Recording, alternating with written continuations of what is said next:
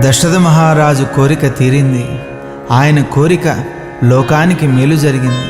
ఎప్పుడూ మన కోరికలు కూడా ఎలా ఉండాలంటే లోకానికి మేలు జరిగేంత గొప్పగా ఉండాలి. దశరథ మహారాజు యొక్క తపఫలం లోకానికి కలిగేటటువంటి కష్టాల నుంచి విముక్తి కలుగుతోంది. సాక్షాత్తు ఆ నారాయణుడే భూమి మీద అడుగుపెట్టే శుభ సమయం ఆసన్నమైంది.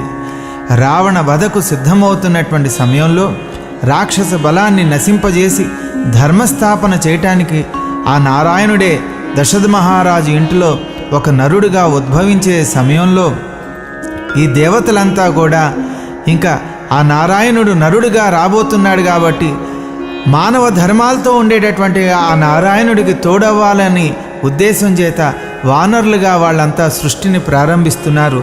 ఎవరెవరు ఎందెందులోంచి వచ్చారో తెలుసుకుందాం.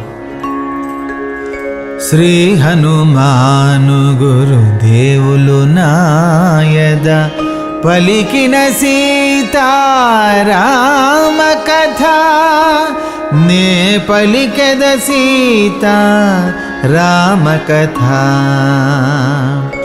నరుడుగా జనిల్చు నారాయణకు భూలోకమున సాయపడుటకు. నరుడుగా జనిల్చు నారాయణకు భూలోకమున సాయపడుటకు.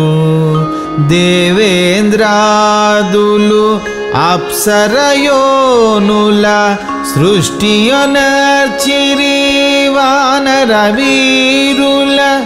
దేవేంద్రాదులు అప్సరయోనుల సృష్టియొనర్చిరి వానర వీరుల. దేవేంద్రునకు వాలి జనిల్చెను సూర్యునకు సుగ్రీవుడు గల్గెను. దేవేంద్రునకు వాలి జనిల్చెను సూర్యునకు సుగ్రీవుడు గల్గెను. విశ్వకర్మకు నలుడు జనిల్చెను. విశ్వకర్మకు నలుడు జనిల్చెను. బృహస్పతికి తారుడు బుట్టెను. శ్రీ హనుమాను గురుదేవులు నాయద పలికిన సీతారామ కథ నే పలికద సీతా రామ కథ.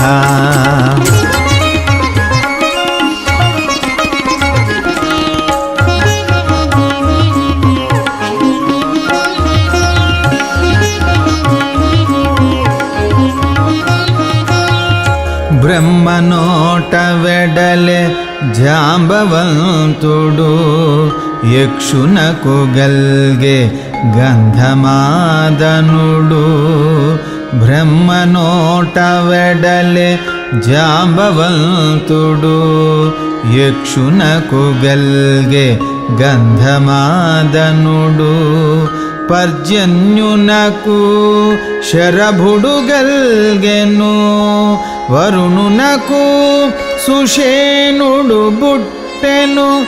పర్జన్యునకు శరభుడు గల్గెను. వరుణునకు సుషేణుడు బుట్టెను. అగ్నిహోత్రునకు నీలుడు బుట్టెను. వాయుదేవునకు మారుతి గల్గెను. అగ్నిహోత్రునకు నీలుడు బుట్టెను. వాయుదేవునకు మారుతి గల్గెను. ఈ తీరుగా జనించినారు ఇలా. ఈ తీరుగా జనించినారు ఇలా. వానర వీరులు జాంబవదాదులు. శ్రీ హనుమాను గురుదేవులు నాయద పలికిన సీతారామ కథ నే పలికద సీతా రామ కథ.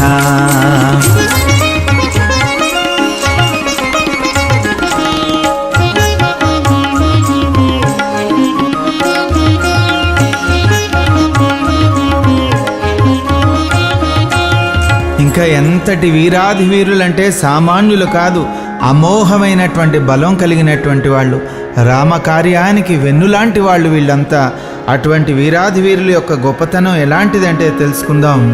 పదగట్టనలతో పర్వతములను పిండి చేయగల వజ్రకాయులు, పదగట్టనలతో పర్వతములను పిండి చేయగల వజ్రకాయులు, లావుగా పెరిగిన భూరూహములను పెరికివేయగల భుజబల తేజులు, లావుగా పెరిగిన భూరూహములను పెరికివేయగల భుజబల తేజులు, నకదంష్ట్రములచ మృగరాజునైన చీల్చెడు యోధులు వానర వీరులు, నఖదంష్ట్రములచ మృగరాజునైన చీల్చెడు యోధులు వానర వీరులు,